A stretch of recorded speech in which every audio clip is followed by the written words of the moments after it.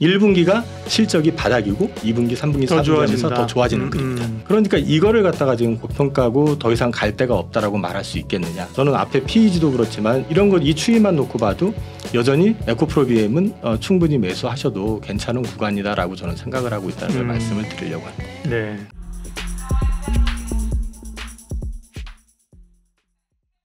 안녕하십니까. 예민수의 경제 토크 시작합니다. 반도체로 갔던 에너지들이 반도체가 좀 쉬면서 2차 전지가 다시 올라오죠. 2차 전지에 대한 관심은 여전히 높은데요. 하이투자증권 이영훈 이사님과 2차 전지 이야기 하도록 하겠습니다. 어서 오십시오. 안녕하십니까. 네. 쉴 만큼 쉬었습니다. 2차 전지가 그죠? 예, 그러면서 관심들을 갖는 건데 2차 전지를 보면서 뭘 좀 포인트를 잡아야 될까요? 지금은요.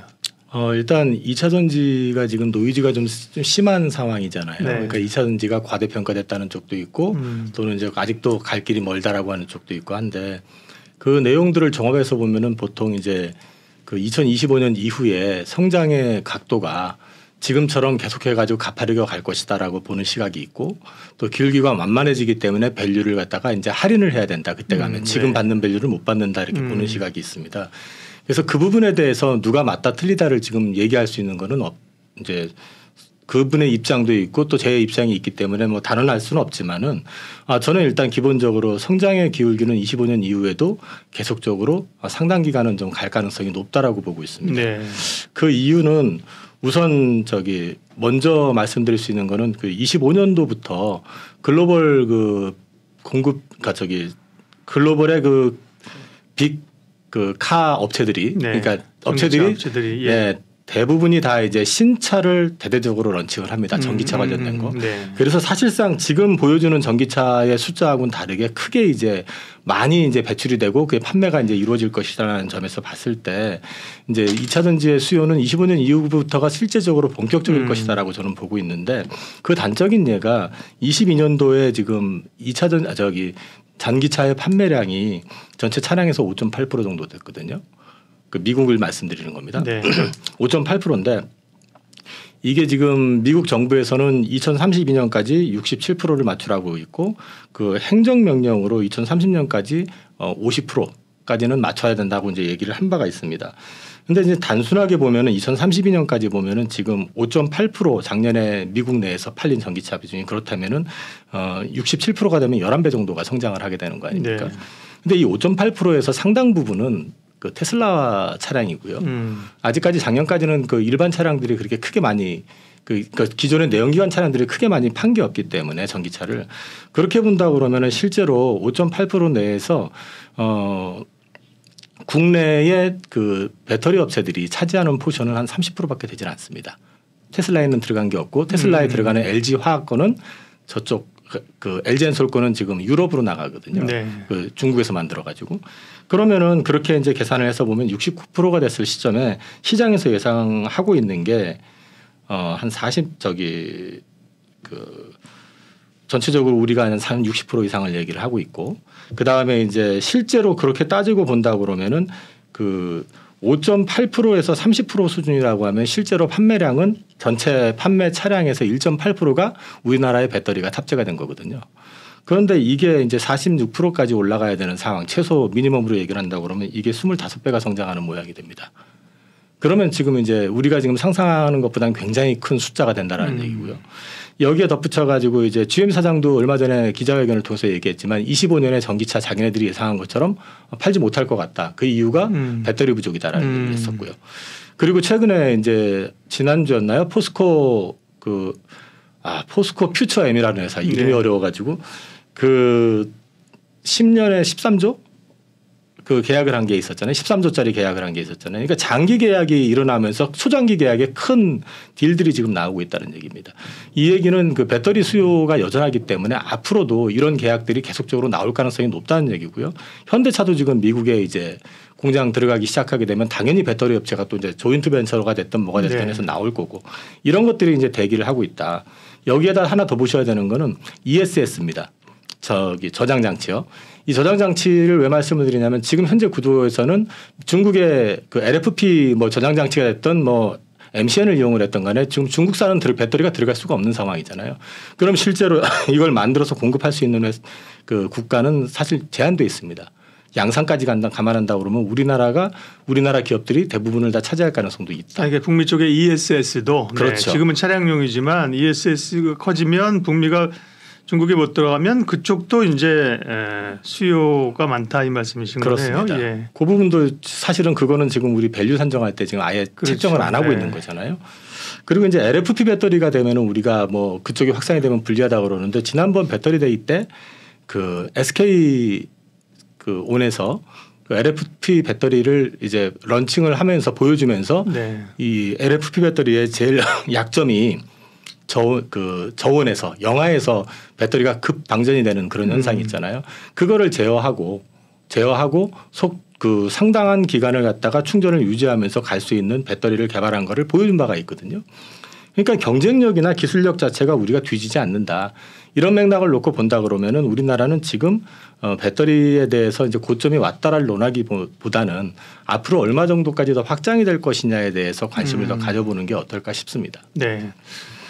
지난번에 이제 올랐다 조정받은 거는 그런 기대감을 좀 빨리 단기적으로 주가가 땡겼었기 때문에 그런 거죠. 그렇죠. 오버슈팅이 네네. 됐었던 네. 거죠. 그리고 이제 그때 다들 뭐 여러 가지 말들이 많았었지만 네. 실제로 보면 저도 현장에서 이제 느꼈던 것 중에 하나가 그 쇼커버가 실제로 들어왔었고 네네. 공매도 쪽 쇼커버가 들어와가지고 주가가 또 오버슈팅이 돼버렸던 예. 구간도 분명히 있기 때문에 그런 그 반작용으로 해가지고 이제 좀 기간 조정을 받았던 거라고 보시면 될 것 같습니다. 네. 기본적으로 이제 성장에 대한 기울기가 어떻게 될 거냐인데 그 부분을 시장의 우려보다 더 클 수 있다. 좋게 이제 보신 거고요. 네네.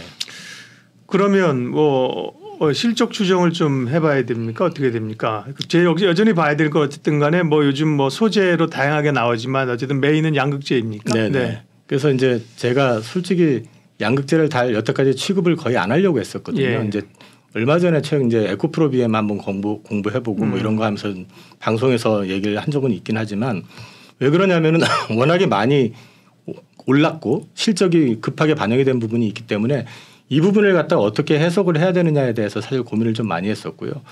주변 지인들이라든지 이제 여러분들하고 좀 이렇게 소통을 하면서 좀 자문을 좀 구했었는데 제 나름대로 이제 이렇게 하면은 그래도 이쪽 시각에 대해서 적정 주가가 얼마다를 보자는 게 아니라 이 정도의 어떤 실적의 성장이 나오는 회사들은 지금 시점에서도 투자를 해도 크게 문제가 없겠구나라는 판단의 근거가 될 수 있는 자료가 그 PEG라고 하는 게 있습니다. 네.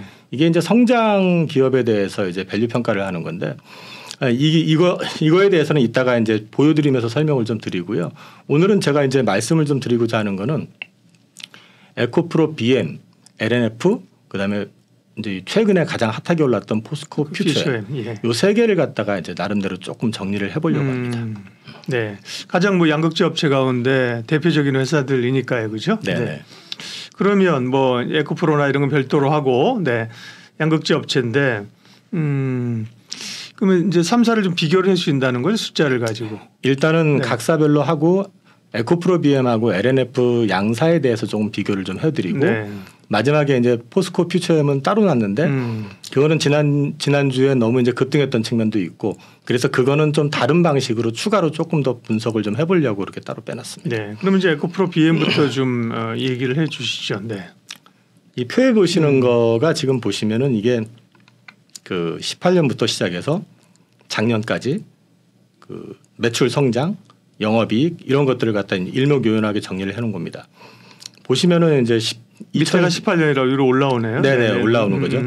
그럼 2018년 기준으로 보시면은 5,800억 정도 하던 게 지금 작년 경우가 지금 얼마가 됐냐면은 5조 3,576억 10배가 난 거죠 지금 사실상.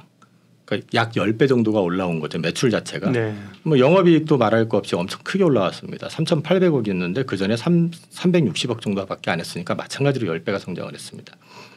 근데 이 부분에 있어서 참 딜레마가 성장주 투자할 때 항상 우리는 보면은 예전에도 보면은 IT 버블 있고 할 때도 PER 100배, 뭐 PER이 안 나오는 거 이런 거 보게 되고 바이오 투자할 때도 보면 그건 아예 그렇죠. 숫자가 안 나오고 하는데 예. 이렇게 숫자가 빡빡 찍히면서 성장이 급하게 나오는 거를 갖다 현장에서 경험하는 것도 이렇게 쉽지는 않았던 것 같아요. 그렇죠. 그러다 보니까 이거에 대해서 논란이 굉장히 많았던 것 대부분 같습니다. 숫자 없이 올라가는 건 많이 봤죠. 그렇죠. 네, 예. 그리고 나서 기대감으로. 나중에 시간이 한참 지나고 나서 그게 매출로 반영이 되거나 네.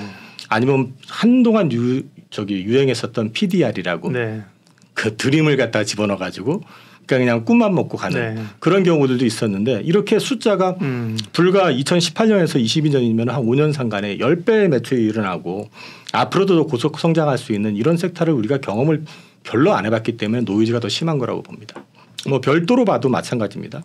이건 별도로 지금 정리를 해놓은 건데 2020년 기준으로 했을 때 죄송합니다. 매출이 지금 보시면은 여기가 8,500억.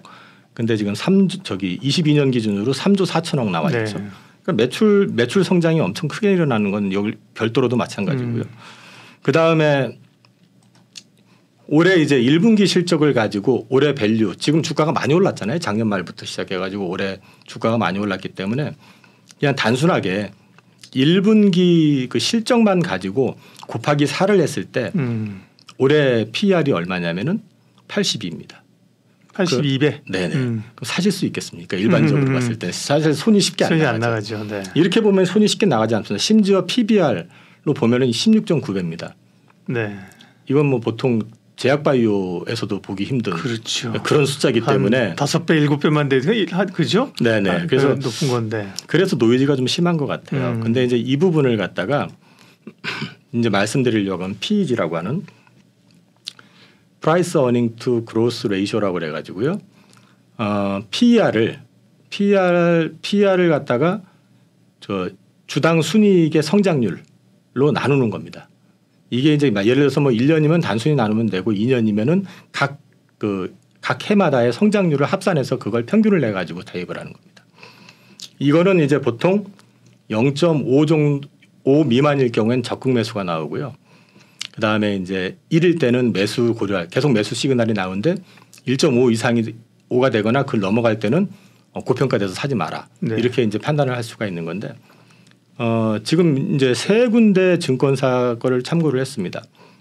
이베스트, 하이투자, NH 이렇게 참고를 했는데 보시면은 다 1배 미만에 있습니다. 0.59, 0.79, 0.3. 네. 네네. 여전히 차이가 또 좀 있네요. 편차가 있는 하이하고 거는 NH하고는 뭐 2배 정도 차이가 나요. 이제 그 이유가 보면은 하이 같은 경우는 실적을 배정을 해놓은 거를 보면은 지금 이거는 참 그리고 제가 먼저 설명을 안 드렸는데 23년 기준으로 해가지고 그 앞에 뒤에 거를 역산을 해보니까 비슷하게 나오더라고요. 그래서 차라리 그럼 25년 이후가 논란이니까 25년을 기점으로 해보자 해서 23년 증권사 추정 실적에다가 25년 걸 하고 비교를 해가지고 그걸 가지고 PEG를 만든 거거든요. 근데 25년 기준으로 했을 때 0.5배, 0.7배, 0.325배 이렇게 나오는데 그 이유는 보시면은 그 NH가 지금 25년 실적을 갖다 굉장히 높게 올려놨어요. 지금 9,700억 정도 이익이 나는 걸로. 근데 지금 하이는 7,300억을 적어놨습니다. 그러니까 이게 차이가 좀 많이 나는 거죠. 그러니까 증권사마다 차이가 있는데 그 차이에도 불구하고 제가 말씀드리려고 하는 요점은 여전히 1배 미만이고 0.5에 가깝다라는 말씀입니다. 그래서 아직은 좀 사도 되는 구간이다라고 해서 25년 기준으로 해가지고 계산을 해봐도 에코프로 BM에 대해서는 매수 구간이다라는 걸 갖다가 말씀을 드리려고 하는 겁니다. 네. 소위 뭐 피터 린치가 얘기했다는 네네 맞습니다. 네, 그 성장 PEG의 개념들을 그죠? 사실은 이제 이런데 적용 가능한 거죠, 그죠? 네. 근데 이제 이거는 앞서도 말씀을 드렸지만은 25년 이후에 꺾일 거야라고 단정을 하시는 분들은 굳이 이걸 가지고 설명을 할 필요가 없는 거겠죠. 네. 근데 이제 저는 25년 이후에도 기울기 지금보다 오히려 더 급할 가능성도 있고 지금 못지않게 갈 수 있다고 보고 있기 때문에 이제 말씀을 드린 거고요. 제가 이제 또 다른 증권사들 거 리포트를 가지고 지금 이제 올해 에코프로 BM에 대해서 BM입니다. 이번에는 메리츠하고 미래에셋 리포트를 가지고 한번 단순하게 PER로만 이제 보여드린 겁니다. 네. 지금 23년 기준으로 72배 나와 있잖아요. 네. 그다음에 밑에 보시면은 미래 같은 경우는 67배로 7배. 지금 나와 있고. 네. 거의 근데 비슷하다고 앞에서 80배가 넘는다고 했던 거는 1분기 대비해 가지고 1분기 실적을 곱하기 4에서 만든 거라고 말씀을 드렸었잖아요. 이 얘기는 1분기가 실적이 바닥이고 2분기, 3분기, 4분기 하면서 더 좋아지는 그림이다.